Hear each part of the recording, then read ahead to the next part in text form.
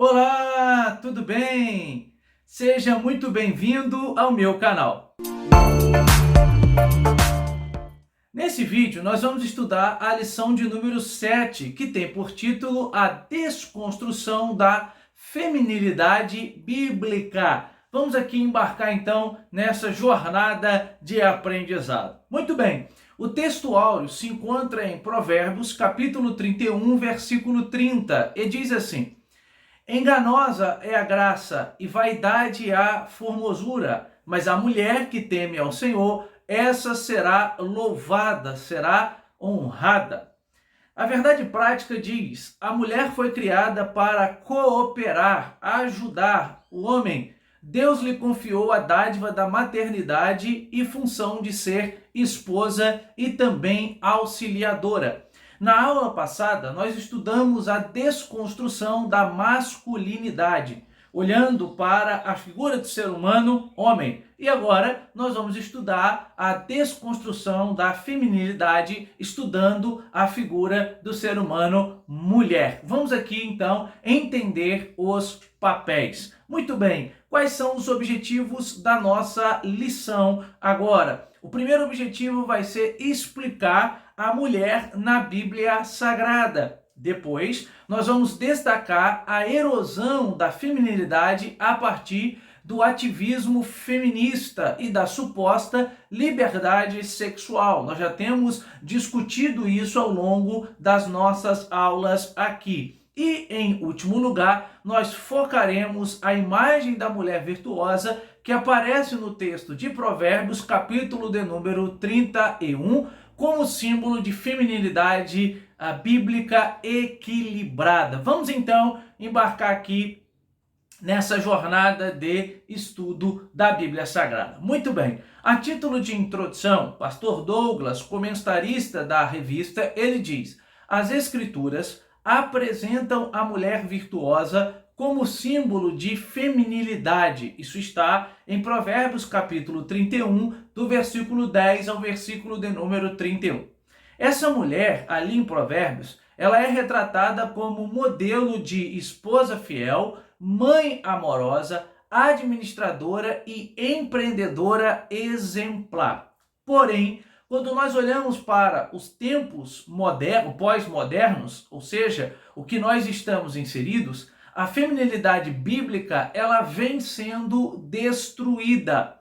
Logo, o objetivo nesta lição é a gente aprender sobre a designação que Deus deu à mulher ali em Gênesis e ao longo da Bíblia, e assim apresentar as investidas que o ativismo feminista, por exemplo, tem se colocado frente à feminilidade bíblica, tá? E o propósito, então, é mostrar o que Deus, como Criador, quer de toda mulher cristã, como que a mulher se porte diante da revelação da palavra de Deus. Na aula passada, nós estudamos a respeito do homem. O que a Bíblia diz para o homem? Qual é a atitude que a Bíblia espera do homem? E agora nós vamos estudar a atitude que a Bíblia espera da mulher. E aí, nós vamos embarcar aqui no estudo da feminilidade bíblica. Vamos aqui para a criação que a Bíblia apresenta da mulher, a criação divina da mulher. Então, o homem e a mulher, eles foram criados à imagem e semelhança de Deus.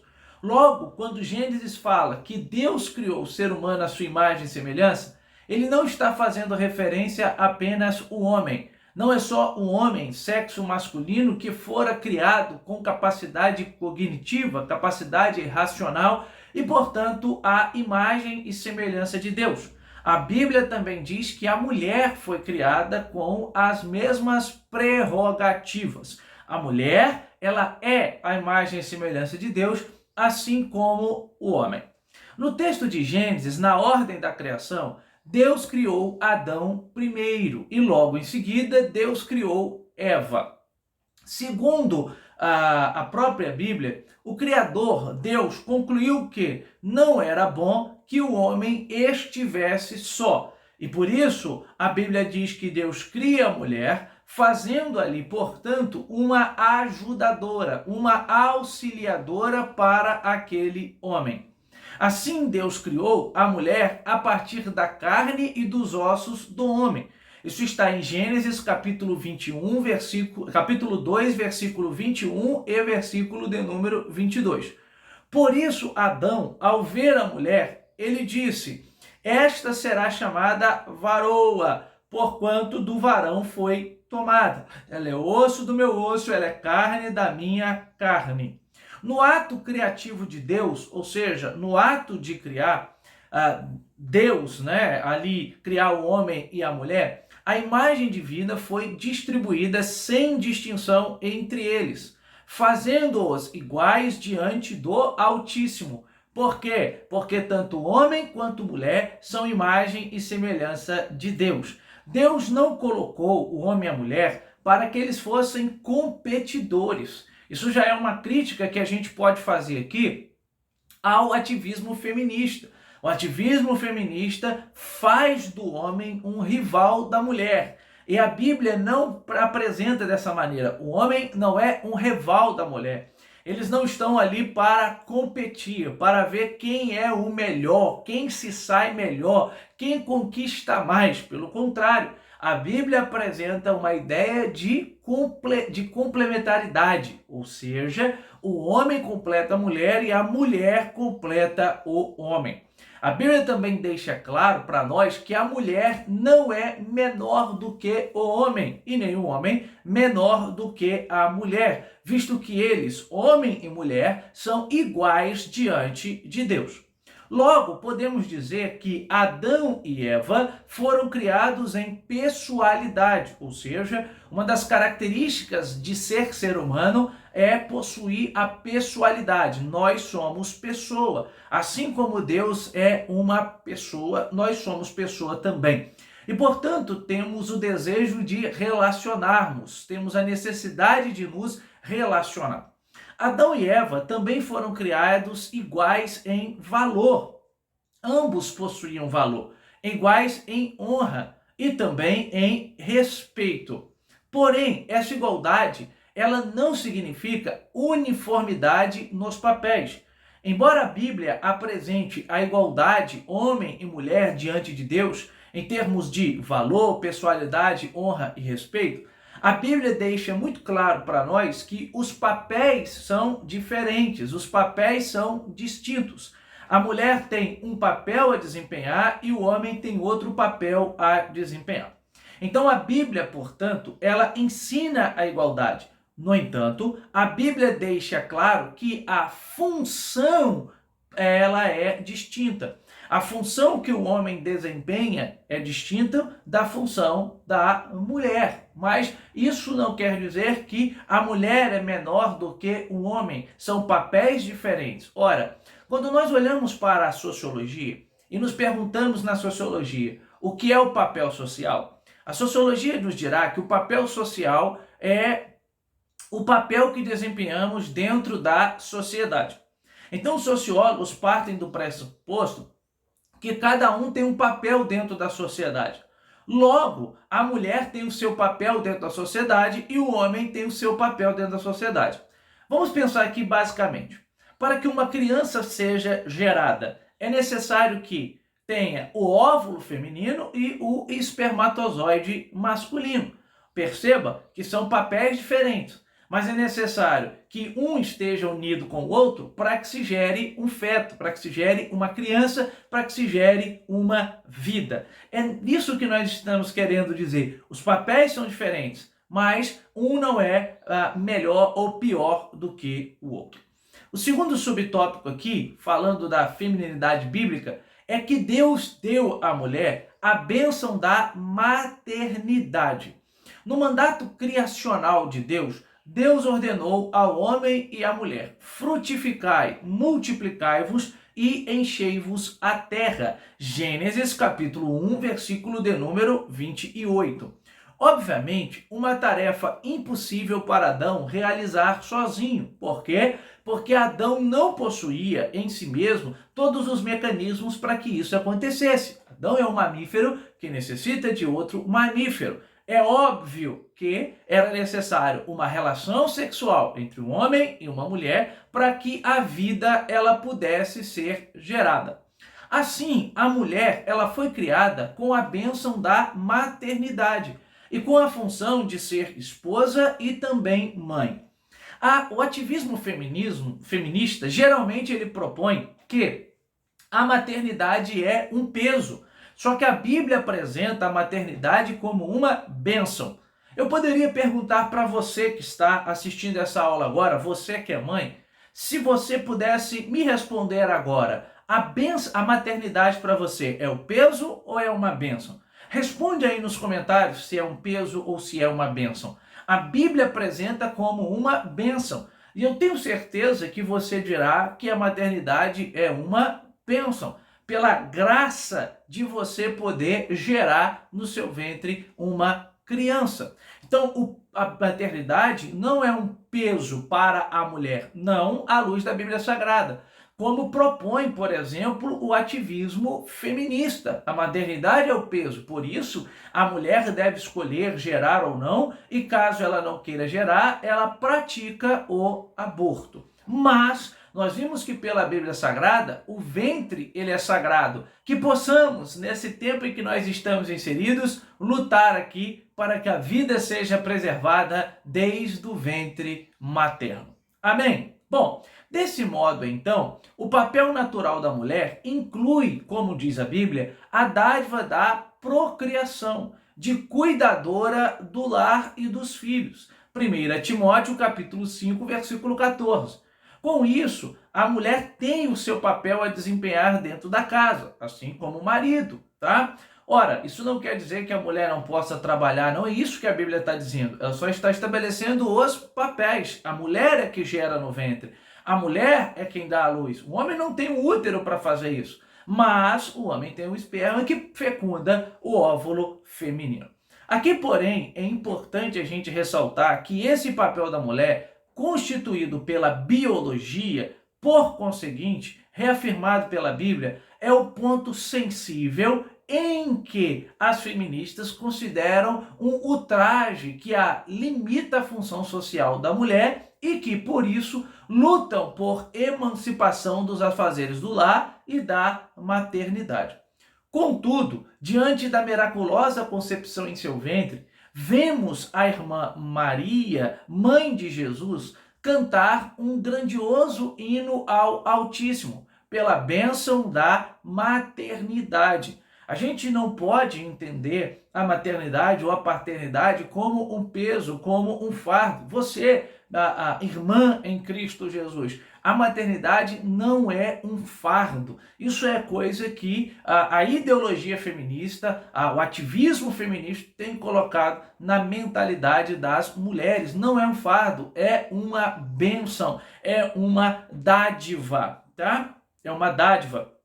Estava eu assistindo um vídeo há pouco tempo, um vídeo que falava a respeito do aborto, e aí um homem comentou, né? Eu estou há 2 anos tentando ser pai e não consigo, e quando eu escuto isso, chega a dói o meu coração. Quantas mulheres têm tentado ser mãe e não conseguem, e outras mulheres simplesmente tiram o seu filho, né, do seu ventre ou abortam a criança. Veja a maternidade como uma dádiva, como uma bênção. Você foi escolhida para trazer no seu ventre uma criança. Você foi escolhida para gerar no seu ventre uma criança. E essa bênção, portanto, ela deve ser rememorada sempre às mulheres do século XXI, porque no século XXI, principalmente ali após a década de 50, com o movimento feminista de segunda onda e depois foi o movimento feminista de terceira onda, né, o papel da mulher enquanto aquela que gera no ventre tem sido desqualificado, desprezado,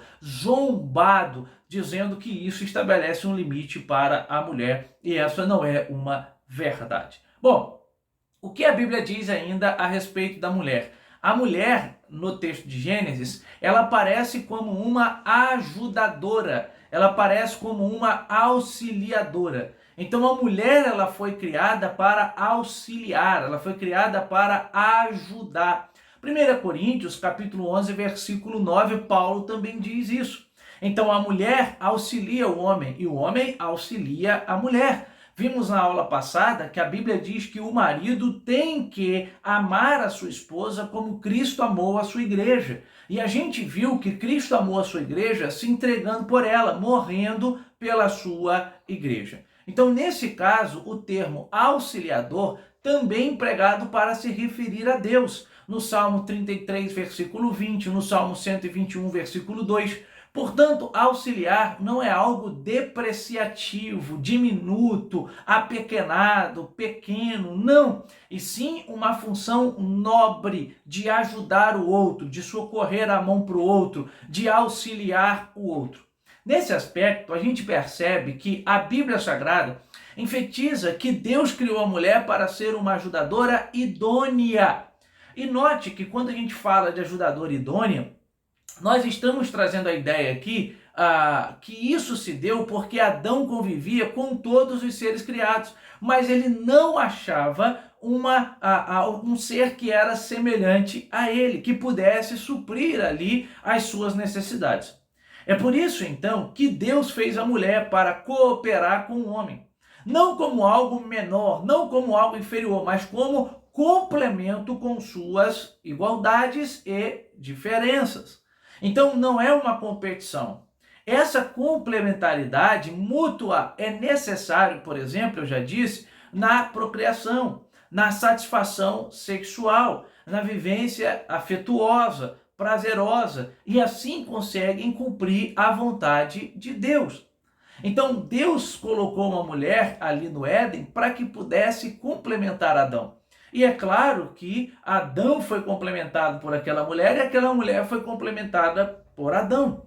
Ora, é fato que a vida dois, a vida de casal, ela tem os seus desafios. Sim, é claro que possui. Quem nunca enfrentou dilemas, quem nunca enfrentou problemas no casamento? A vida dois tem sim os seus desafios.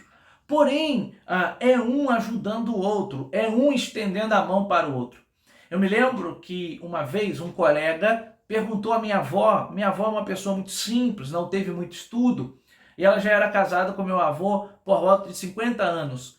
E um dia, meu colega perguntou à minha avó qual era o segredo de um casamento tão longo, de um casamento tão duradouro. A minha avó, na sua simplicidade, respondeu para ele assim: haverá dias ruins e dias bons. Existirão dias ruins e dias bons, mas os dois juntos vão empurrando o barco. O casamento tem os seus desafios, mas um vai ajudando o outro, um vai estendendo a mão para o outro, e certamente Deus vai abençoando esta união. A minha oração, portanto, é que Deus abençoe a sua casa, a sua família, o seu lar, e que Deus lhe dê sabedoria para que o casamento em que você está possa cada dia estar mais estruturado e solidificado no Senhor. Amém? Vamos aqui então para o segundo tópico, que tem por título a desconstrução da feminilidade bíblica. Então, o ativismo feminista. No século XIX, eu já comentei em outras aulas aqui, que o movimento feminista ele é dividido em 3 ondas. Lê-se onda como fases. Então, são 3 fases que o movimento feminista se divide. A primeira onda, ou a primeira fase, é a fase do sufrágio universal. Foi quando as mulheres, sobretudo na Europa e nos Estados Unidos, começaram a reivindicar o direito da participação política. E esse direito passava pelo voto. Elas queriam direitos iguais aos homens. Tá? Então, o primeiro a se popularizar foi o direito a voto. No entanto, no século XX, nós deixamos o movimento feminista de primeira onda e adentramos no movimento feminista de segunda onda. A luta agora não foi pelo direito ao voto, a luta agora foi no movimento de segunda onda pelos direitos reprodutivos, ou seja, o direito de escolher gerar a criança ou não, ter a criança ou não. Em outras palavras, abortar a criança ou não. Também, no movimento de segunda onda, começou uma explosão daquilo que ficou conhecido como liberdade sexual, em virtude da revolução sexual. Você precisa entender que na Europa do século XVIII, Europa do século XIX, século XVII, as mulheres deveriam se guardar para o casamento. Então, havia uma preocupação muito grande quanto à virgindade. A mulher deveria viver no pudor do seu lar e se resguardar para o seu futuro marido. Logo, ela não podia, ter relação sexual com outros homens antes do casamento. E se ela engravidasse, então, era um problema muito grande no século XVIII, século XVI, século XVII. No século XX, quando inicia-se sim, a liberdade sexual, começa então a rever esses tipos de padrões que determinaram a sociedade europeia. E aí então a bandeira levantada é: não, a mulher não precisa se guardar para um homem no futuro. Será que um homem se guarda para uma mulher no futuro? Não precisa se guardar, precisa viver velando, zelando ali, melhor dizendo, pela sua sexualidade, sua virgindade. Ela tem que ser livre sexualmente, se relacionar com quantos parceiros ela quiser. Então aí que estava por trás da ideia da liberdade sexual. Só que com a liberdade sexual, automaticamente, aumenta a quantidade de concepções. E aí a bandeira também levantada foi o direito reprodutivo. Ora, a mulher deveria poder escolher gerar ou não. Então, uma coisa está ligada à outra. É nesse cenário que no século passado, nascida em 1908 e morta em 1986, surge uma das principais ativistas feministas, o nome do movimento feminista no mundo, que foi a Simone de Beauvoir. Simone de Beauvoir. Ela estabelece uma das máximas do feminismo. E essa frase de Simone de Beauvoir, ela é muito famosa. O que ela diz? Não se nasce mulher, mas se torna mulher. Tá? Ou seja, o ativismo, portanto, ele vai ganhar cada vez mais espaço, ele vai avançar, ele vai se ampliar, tá? E aí, ao avançar e ao se ampliar, ele chega nas questões de gênero, na discussão das questões de gênero, o que depois ficou conhecido como ideologia de gênero, tá? E o movimento toma conotações do que ficou conhecido como empoderamento da mulher. Em 2011, portanto, a partir de um fenômeno ocorrido na Universidade de Toronto, no Canadá, se introduz o seguinte slogan: meu corpo, minhas regras. Ou seja, o que está por trás desse slogan? O corpo é meu, pensando aqui no movimento feminista. Então, a mulher, quando diz, a partir desse slogan, o corpo é meu, ela está dizendo: eu tenho o direito sobre o meu corpo e eu decido o que vou fazer com o meu corpo, seria mais ou menos o seguinte: eu não vou me submeter a nenhum tipo de imposição da sociedade, a nenhum tipo de imposição social que tenta pressionar-me a ter determinado padrão de conduta, padrão de corpo. Mas o que está por trás também do meu corpo, minhas regras, é basicamente o direito reprodutivo. Ora, o lema é: se eu tenho direito, diz o movimento feminista, ao meu corpo, porque o corpo é meu, logo eu posso escolher ter a criança ou não, abortar ou não, porque o feto está sendo gerado no meu ventre. No entanto, antes que você concorde com isso, eu preciso dizer que nós, como cristãos, nós sim afirmamos e defendemos os direitos da mulher, bem como nós combatemos qualquer tipo de discriminação contra as mulheres. Porém, todavia, ao mesmo tempo, nós devemos deixar claro que o feminismo é uma ideologia de valor não bíblico, que visa desconstruir o valor bíblico. Eu disse na aula passada sobre a destruição da masculinidade, que a Bíblia diz que a partir do momento que nós estamos em Cristo, nós pertencemos a Cristo, nós somos de Deus. Logo, o nosso corpo não é a nossa regra.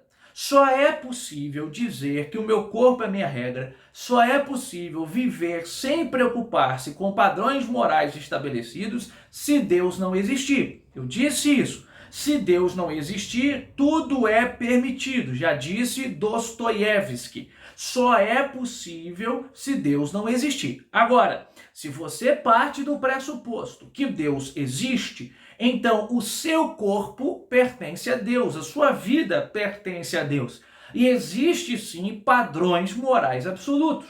Paulo, por exemplo, desenvolve brilhantemente aquilo que eu chamo de teologia do corpo. Porque Paulo vai nos explicar sobre a finalidade do corpo, o papel do corpo, a partir do momento que nós estamos em Cristo. Logo, você mulher, a partir do momento que você está em Cristo, a sua vida não é mais pautada seus próprios caminhos, mas a sua vida agora é norteada pelos princípios da palavra de Deus, tá? Vamos aqui então para o segundo subtópico, a liberdade sexual. A Bíblia se refere ao sexo como algo prazeroso entre um homem e uma mulher, tá? Então a Bíblia não tem problema nenhum com o sexo para o prazer.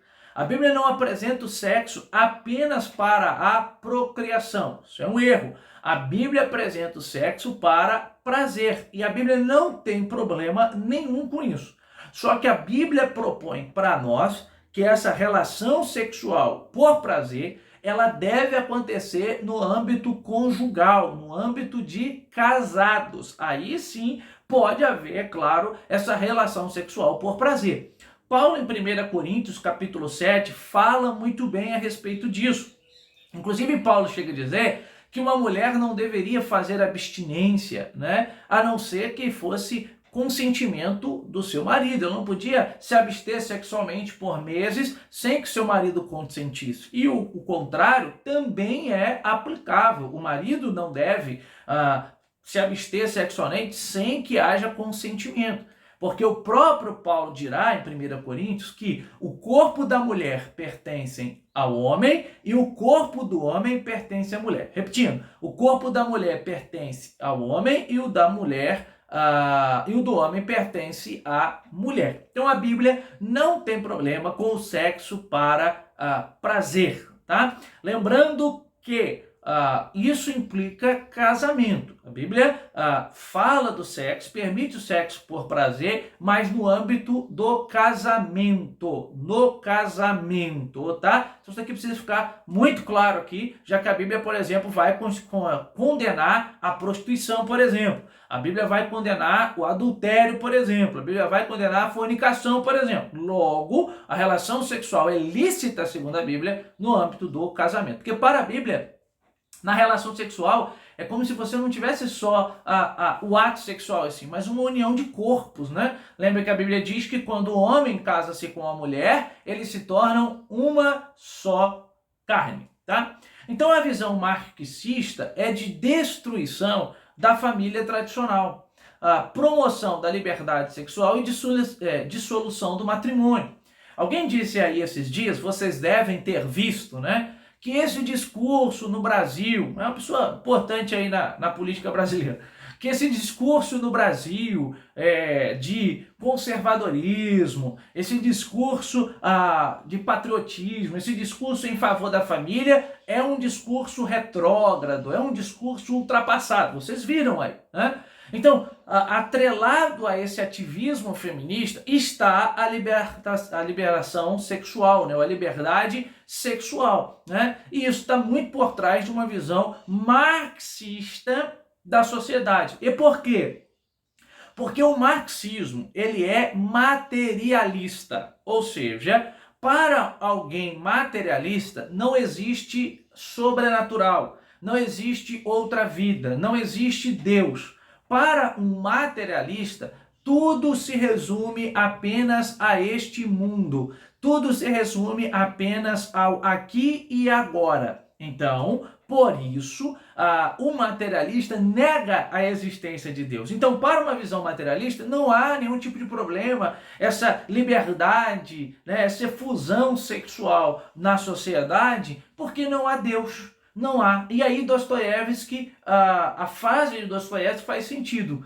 Tudo é permitido se Deus não existir. Se Deus não existe, de fato, tudo é permitido. Mas o apóstolo Paulo diz, né, citando uma fala da época, posso tudo, mas nem tudo me convém. Então só é possível você defender o que propõe a ideologia marxista, o ativismo feminista, se Deus não existir. Porque se Deus existir, há sim padrões morais absolutos. E como nós, cristãos, acreditamos que Deus existe, logo há padrões morais absolutos na sociedade, tá? Desse modo, o ativismo radical rejeita a maternidade, já disse, vista como um peso. Logo, prega ou sina a apologia ao aborto. Considera ofensivo o papel da mulher como auxiliadora. Enaltece a lascívia e enganja-se em uma luta de gênero contra os homens. O homem passa a ser visto como rival. Então a gente poderia resumir dizendo o quê? Que há o movimento feminista, né? O ativismo feminista vê o homem como rival, a maternidade como um peso, tá? Como um peso. Muito bem. Então vamos aqui continuando, tá? O que a gente consegue ainda ver aqui? Que a satisfação sexual, ela deve ocorrer dentro do matrimônio e ela deve ser precedida com amor. Um amor mútuo entre o homem e a mulher, tá? Então, não há problema na relação sexual, desde que ela seja ali realizada dentro do casamento, tá bom? Vamos aqui então para o subtópico de número 3. Vamos dar uma olhadinha aqui nesse subtópico de número 3. Então a escritura ensina que o casamento é monogâmico, que o casamento é heterossexual e indissolúvel, tendo o homem como líder da família. Porém, para a ideologia e ativismo feminista, essa forma bíblica de matrimônio escraviza a mulher e obriga o casal a ter relações apenas com o seu cônjuge. E aí o movimento ativista feminista dirá, não, isso é escravizar a mulher. Só que a gente viu pela Bíblia que essa não é uma realidade, porque o homem deve tratar a mulher como Cristo tratou a igreja, se importar com ela, zelar pela sua integridade física, pela sua integridade mental, pela sua integridade espiritual. Amém? Muito bem. Vamos aqui ao tópico de número 3. Mulher virtuosa, símbolo bíblico de feminilidade. Tomando aqui, é claro, o conhecido texto de Provérbios. Então, modelo de esposa fiel. A mulher virtuosa é de indispensável valor. Isso a Bíblia vai nos propor.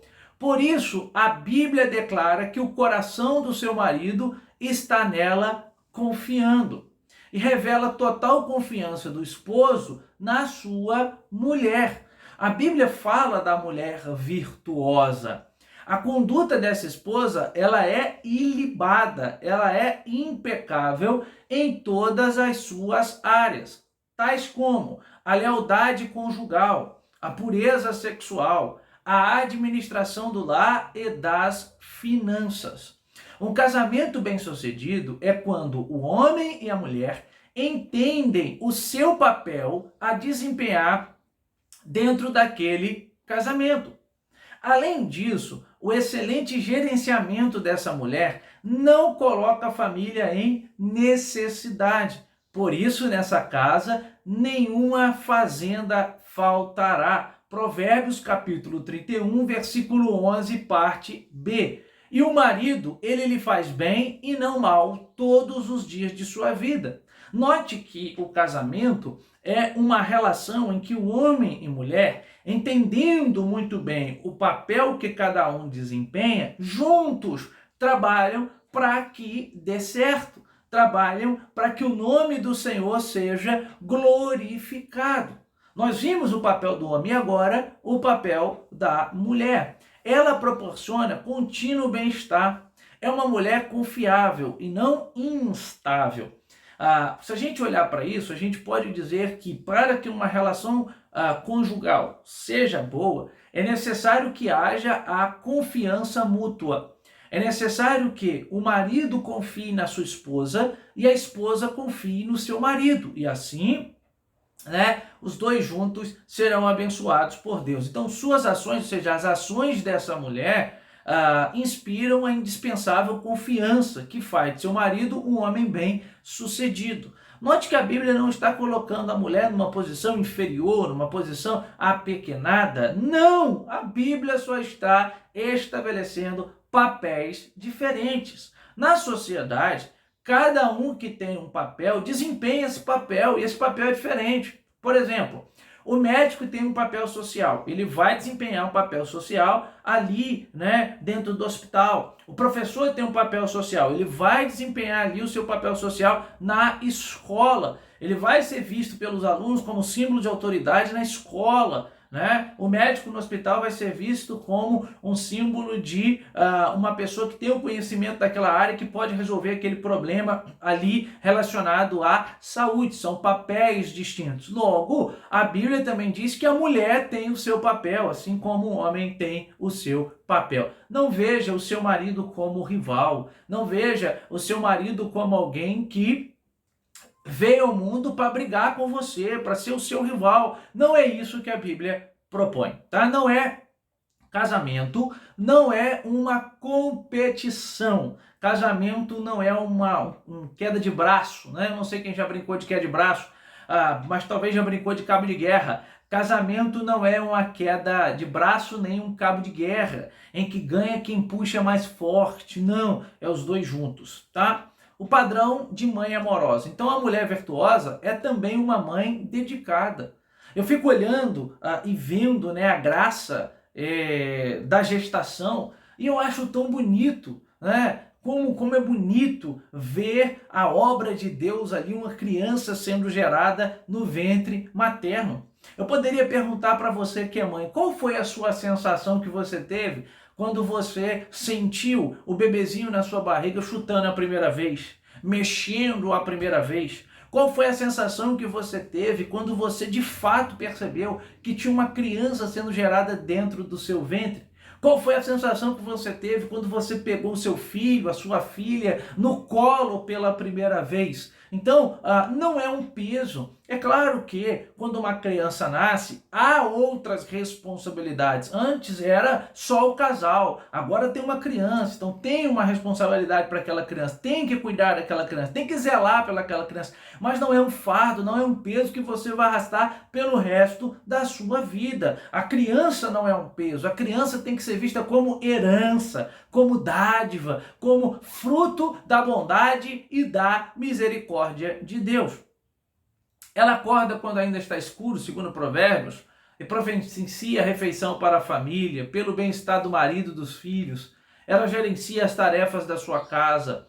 A mãe virtuosa é uma mãe protetora. Seus filhos estão ali cuidados, vestidos. Ela tem a preocupação de cobri-los quando está frio, quando está calor, refrescá-los. Essa mãe visa educar os seus filhos com sabedoria, com bondade. Ela antecipa-se às tarefas domésticas.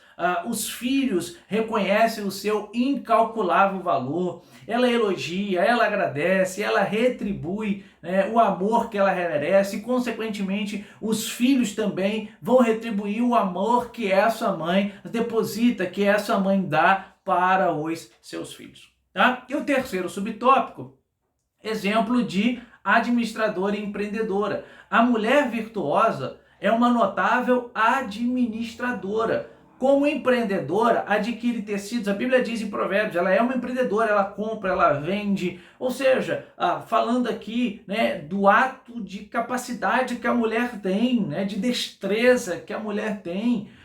Então, os negócios que ela coloca a mão dá certo. né? Ela sabe lidar com as situações. A Bíblia apresenta a mulher, né, observando ali a beleza do sexo feminino e destacando o papel dessa mulher. Essa mulher pode ser uma empreendedora, essa mulher pode ser uma advogada, essa mulher pode ser uma médica, não há problema. A gente só não pode achar que as outras coisas que fazem parte da concepção biológica da mulher são fardos e pesos, tá? Então compra propriedade, gerencia negócios administrativos, é uma empreendedora, monta uma empresa, administra aquela empresa muito bem, né? E assim por diante. Ela é generosa, ela é sensível, ela ajuda os pobres, ela ajuda os necessitados, estende a mão para quem está precisando. Ela é uma mulher cheia de energia, de bom caráter, autoconfiante em relação ao futuro. Essa esposa, mãe empreendedora, é louvada na Bíblia Sagrada e também na família.